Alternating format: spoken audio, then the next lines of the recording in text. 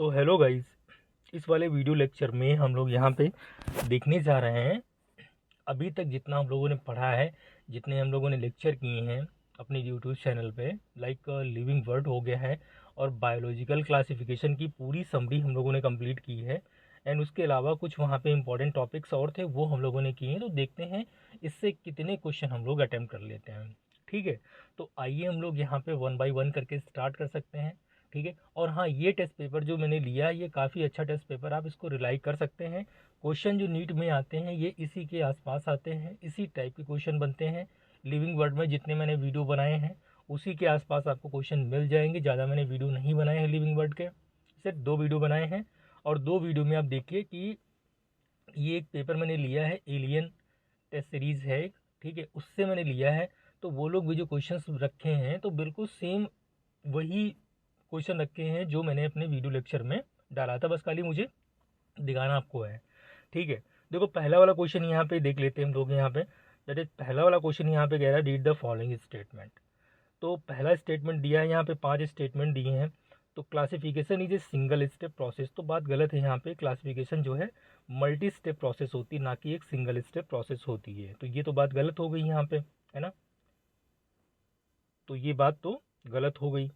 ठीक, classification involves hierarchy of step in which each step represented rank are category. बिल्कुल बात सही है। यहाँ पे 7 वो होती हैं, 7 कैटेगरीज में होती है। किंगडम हो गया और आपका फाइलम हो गया, फाइलम या फिर डिवीज़न मैंने बताया था आपको। ठीक है, इसके बाद में क्लास आता है, फिर ऑर्डर आता है, ठीक है, फिर फैमिली आता है, फिर जीनस आता है, फिर स्पीसीज आता है। तो ये हम लोग जो किंगडम से नीचे की तरफ आते हैं स्पीसीज की तरफ, तो इसको हम लोग बोलते हैं डिसेंडिंग। क्या बोलते हैं? डिसेंडिंग हायरार्की बोलते हैं। और अगर जो हम लोग स्पीसीज से किंगडम की तरफ जाते हैं तो उसको हम लोग असेंडिंग बोलते हैं, असेंडिंग हायरार्की। ये बात भी आपको बहुत अच्छे तरीके से पता होनी चाहिए। कॉमन कैरेक्टर कहाँ पे ज़्यादा मिलते हैं? जैसे जैसे आप लोअर टू हायर जाते हैं तो कॉमन कैरेक्टर में कमी आती है। मतलब स्पीसीज और किंगडम की अगर जो तुलना करें तो स्पीसीज में ज़्यादा कॉमन कैरेक्टर मिलेंगे रेदर देन किंगडम। ठीक है, तो ये बात आपको पता होनी चाहिए।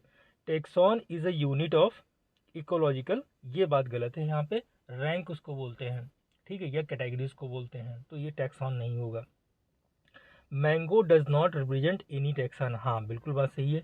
मैंगो को एक टैक्सॉन नहीं है, ठीक है, वो क्या है, वहाँ पे एक रैंक है। ठीक है, ये बात आपको ध्यान रखनी है। Taxonomic category are distinct biological entities and do not merely morphological aggregate, तो ये बात गलत है यहाँ पे। तो यहाँ पे 2 स्टेटमेंट यानी सेकेंड और फोर्थ यहाँ पे हमें देखने को मिल रहा है। अगला क्वेश्चन यहाँ पे बहुत इजी क्वेश्चन यहाँ पे रखा है इन्होंने, which scientist is called the Darwin of 20th century. तो इनको हम लोग जानते हैं अर्नस्ट मायर। 1904 में पैदा हुए थे और सन 2004 में ख़त्म हुए थे। मतलब ये पूरे पूरे 100 साल जिंदा रहे थे। और अर्नस्ट मायर के बारे में वहाँ पे आपको दिखा है ट्रिपल क्राउन ऑफ बायोलॉजी इनको मिला था। मैंने आपको ट्रिक बताई थी, ठीक है, BIC करके याद कर लो। बाल्जन प्राइज, इंटरनेशनल प्राइज और क्रैफूड।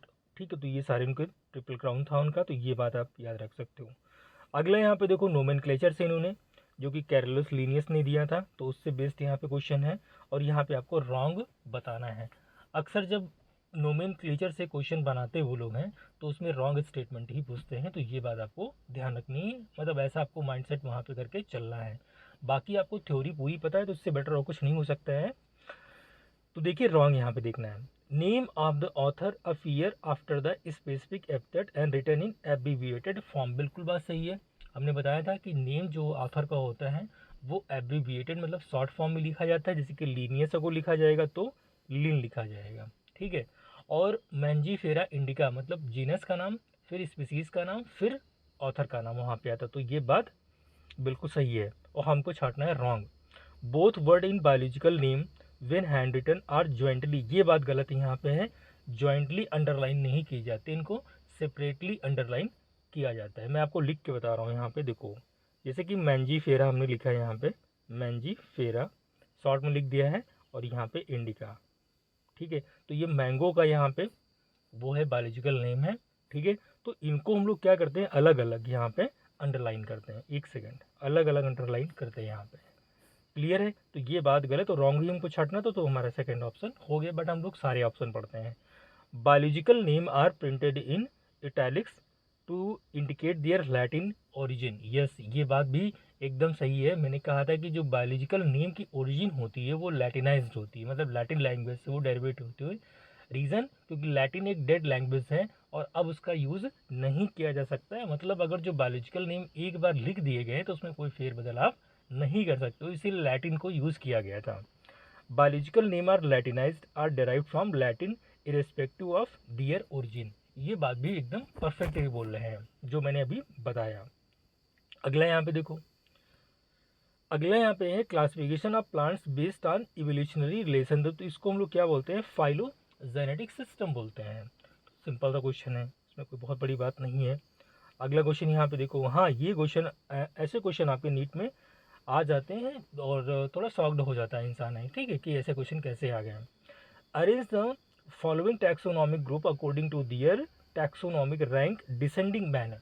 तो डिसेंडिंग असेंडिंग अभी मैंने आपको समझाया था कि सबसे पहले किंगडम होगा, देन हमारा फाइलम या फिर डिवीज़न होगा, किंग प्लेस चेस यानी कि यहाँ पे हो जाएगा हमारा क्लास हो जाएगा, और ऑन मतलब ये ऑर्डर हो जाएगा, फाइन मतलब फैमिली हो जाएगा, ग्रीन मतलब जीनस हो जाएगा, और फिर यहाँ पे स्पीसीज हो जाएगा। तो हम ये कहते हैं कि जब किंगडम से स्पीसीज की तरफ आते हैं तो हमें डिसेंडिंग ऑर्डर मिलता है। क्या मिलता है? डिसेंडिंग ऑर्डर मिलता है।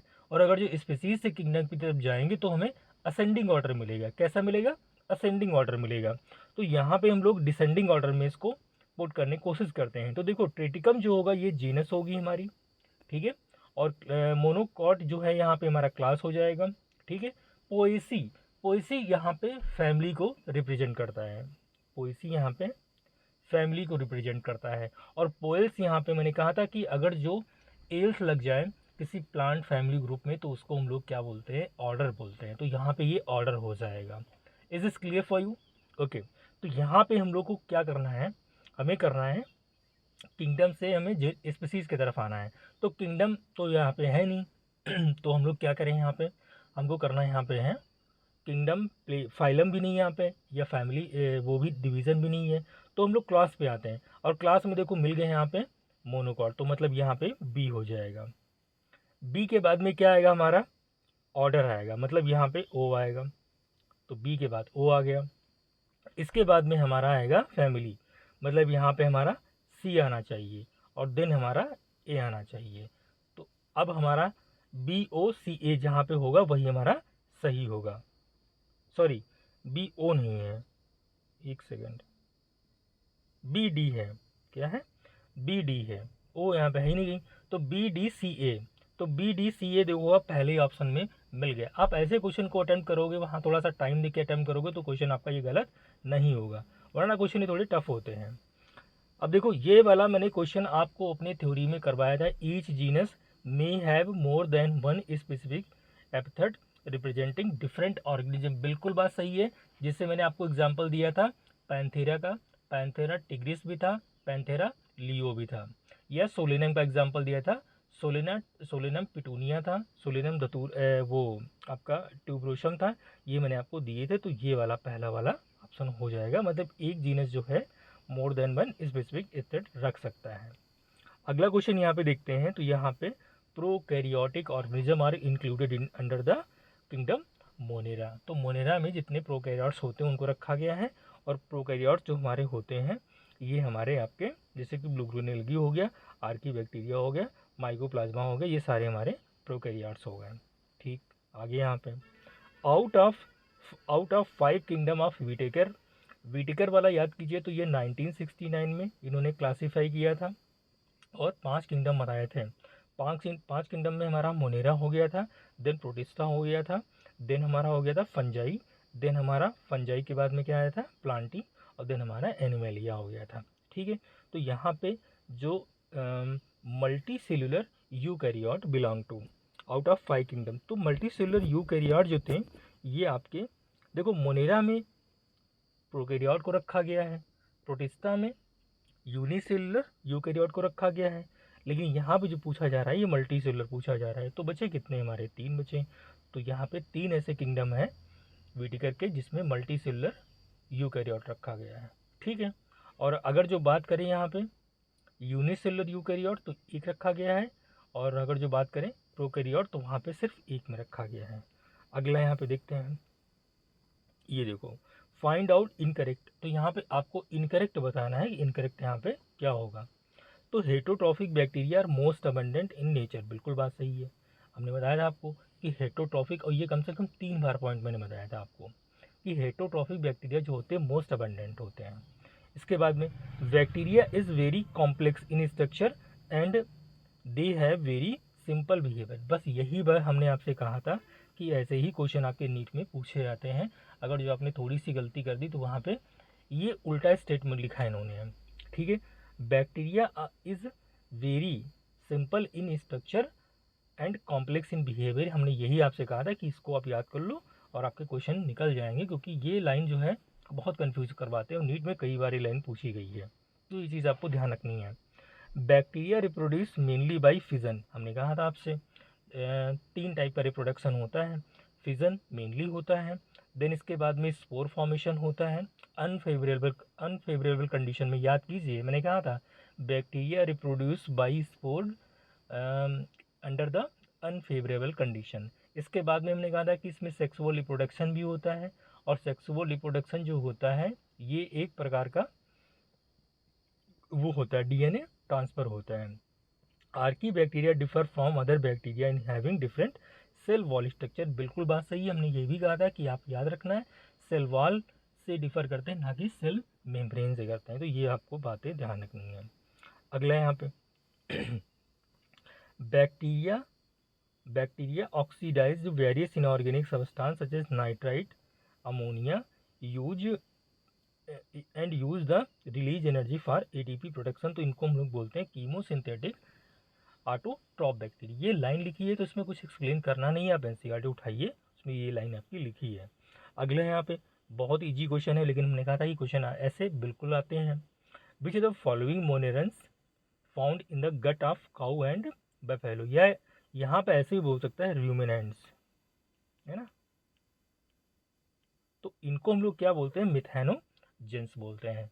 तो रूमिनेंट्स बोले या फिर काउ एंड बफेलो, तो इसको हम लोग रूमिनेंट्स बोलते हैं। अगला क्वेश्चन यहाँ पे, अगला क्वेश्चन इन्होंने बोला है statement 1 nuclear membrane is absent in bacteria, बिल्कुल बात सही है। न्यूक्लियर मेम्ब्रेन क्यों, रीजन क्योंकि बैक्टीरिया जो होता है मोनेरेंस होता है नहीं प्रोकैरियोट्स होता है।